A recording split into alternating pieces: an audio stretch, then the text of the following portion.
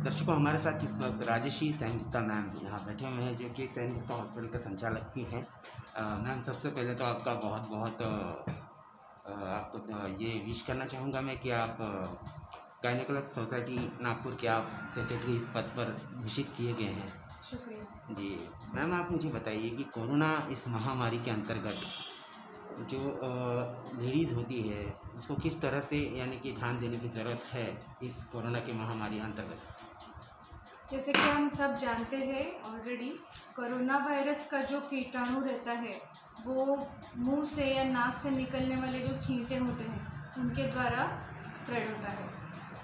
Pregnancy में अपनी जो इम्यूनिटी रहती है, जिसे रोग प्रतिकार शक्ति बोलते हैं, वो थोड़ी सी कम हुई रहती है। तो बेहतर ये रहता है कि प्रेग्नेंट औरतें बाहर ना जाना पड़े ज़रूरी किसी काम से, तो मुंह और नाक को कवर करें किसी मास्क से, और जहाँ तक हो सके कोई चीज़ को स्पर्श करने के बाद चेहरे को, आँख को, कान को, इन जगहों पे टच ना करें, क्योंकि इन चीज़ों से कीटाणु स्प्रेड हो के इन्फेक्शन होने की संभावना होती है।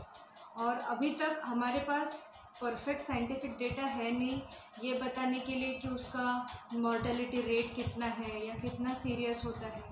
कुछ जो इनिशियल रिजल्ट्स आए हैं उसके हिसाब से प्रेग्नेंट औरतों में करीबन 70 से 80% औरतें इन्फेक्शन के बावजूद उन्हें कुछ होता नहीं है, लेकिन 4% औरतें सीरियस या क्रिटिकल होके मतलब आईसीयू के लेवल में जा सकती हैं। तो हमें रिस्क नहीं लेना है जब तक डेटा नहीं आता है, हमारे पास कंफर्म डेटा नहीं आता है, हमें केयर लेना ज़रूरी है।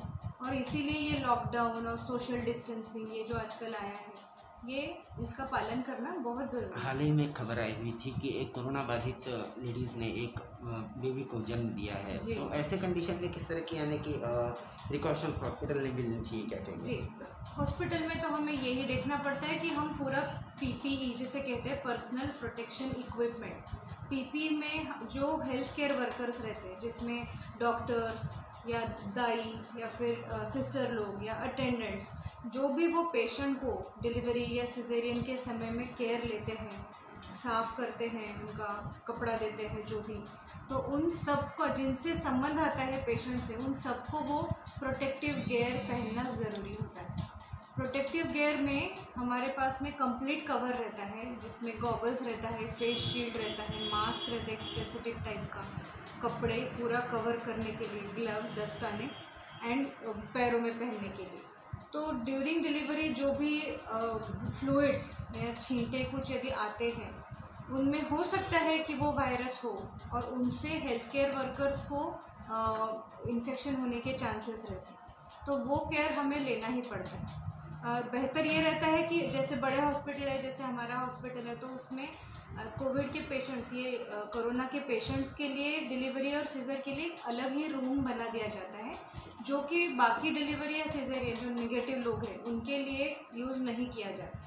फिर वो होने के बाद में वो जगह को कम्प्लीटली स्टेरिलाइज किया जाता है और वो रूम को लॉक कर दिया जाता है। जी मैम, आप हाल ही में गायनेकोलॉजी सोसाइटी नागपुर के आप सेक्रेटरी चुने गए हैं जी, तो किस तरह के काम गायनेकोलॉजी सोसाइटी की ओर से आप करना चाहेंगे, आपके कार्यकाल में क्या कहेंगे? हमारा मोटो जो है हमारी टीम का, जिसमें प्रेसिडेंट अध्यक्षा बनी है डॉक्टर वैदेही मराठे मैडम, तो उनका थीम है बेसिक्स एंड बियॉन्ड।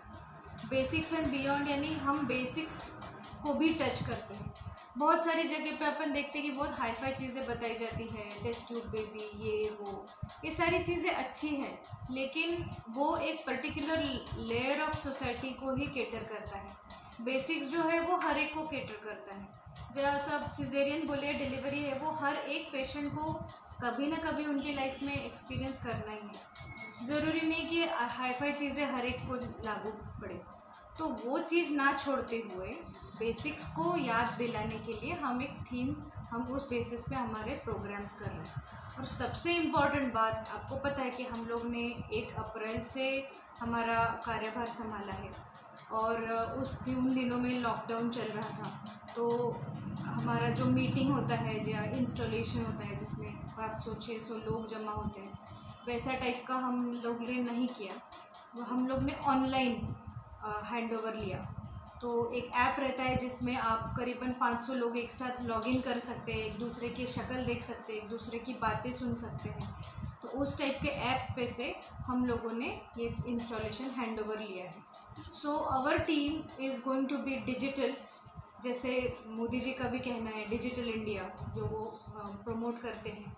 तो उसी थीम को आगे बढ़ाते हुए जो इतने साल आज तक, जैसे करीबन 60-70 साल से हमारी सोसाइटी कार्यरत है, लेकिन इतनी फर्स्ट टाइम ऐसा हुआ है कि online hand over and installation हुआ है।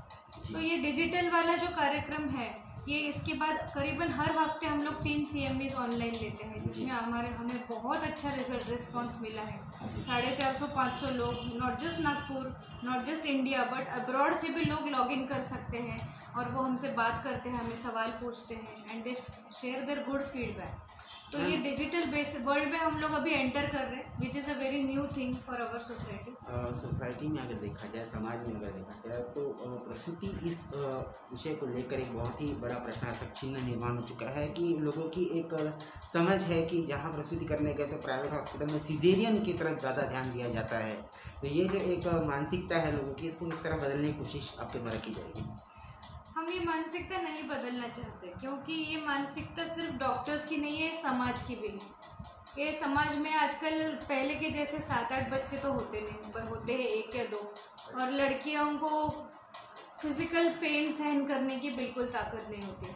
हमारे पास लड़कियां अपने सास और माँ को लेके मुहूर्त का चिट्ठा लेके आते हैं कि डॉक्टर मेरा इस दिन पे इस समय में ये आधे घंटे के भीतर मेरा सीज़र करवा दो, क्यों तो मैं तकलीफ़ सहन नहीं करूँगी। फिर टेस्ट ट्यूब पे भी होता है, प्रेशियस प्रेगनेंसी है तो उनको रिस्क नहीं लेना है, मैडम मेरा सीज़र कर दो। तो ये उतना ही रिस्पॉन्स हमको सोसाइटी से भी आता है।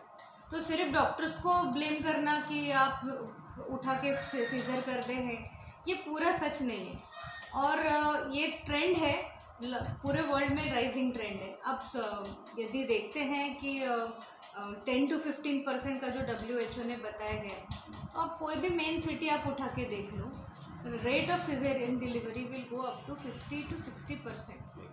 And I think both society and doctors both should be blamed, यदि ब्लेम करना है। बीइंग अ डॉक्टर, आप सेनगुप्ता हॉस्पिटल बहुत में यहाँ पे लगभग गायनेकोलॉजिस्ट डिपार्टमेंट आप संभालती हैं और बहुत से लोगों की डिलीवरी आप अब तक करा चुकी हैं। तो किस तरह की खुशी आपको मिलती है जब एक नया मेहमान आता है और आप उसको अपने हाथों से दूसरे हाथ में, तो किस तरह की एक खुशी आपको महसूस? बहुत ही खुशी, बहुत ही। ये मेरी मम्मी भी गायनेकोलॉजिस्ट है और मैं बड़ी हुई हूँ उनको देखते हुए, और किस तरीके से डिलीवरी होने के बाद हलचल खुशी का माहौल रहता है। जो रिलेटिव्स रहते हैं वो पेड़े मिठाई बर्फियाँ लेके घर पे भी आके हमको खिलाते थे। तो ये सब माहौल देखते हुए मैं बड़ी हुई और मैं जानती थी कि इस फील्ड में स्ट्रेस तो है, 2 जाने आप हैंडल कर रहे हैं, माँ भी और बच्चा भी, तो डबल स्ट्रेस है इनफैक्ट। लेकिन वो जो खुशी रहती है ना, वो जो एक नया बच्चा, एक आप नया जान दे रहे हो किसी के हाथ में, वो खुशी I will say it is incomparable, अवर्णनीय है ये इनफैक्ट।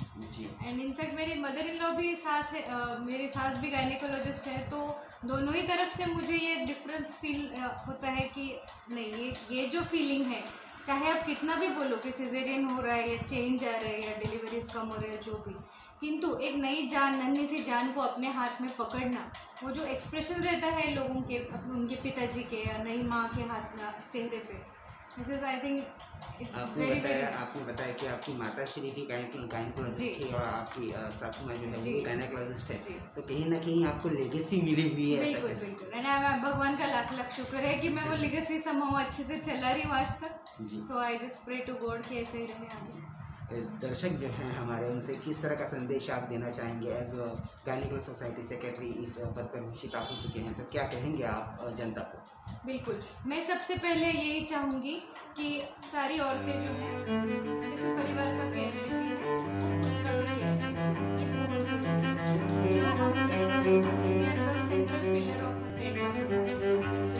ये पिलर यदि कोलैप्स हो जाए तो पूरी सिस्टम कोलैप्स हो जाए। ये अक्सर औरतें समझती हैं एंड सबका करते करते करते इवेंचुअली कहीं ना कहीं उनकी health, this is all strength of society, अगर इट इज लो सोसाइटी, शायद कई हद तक शायद हम लोग भी वैसे ही करें, लेकिन मैं सारी सहेलियों को, सारी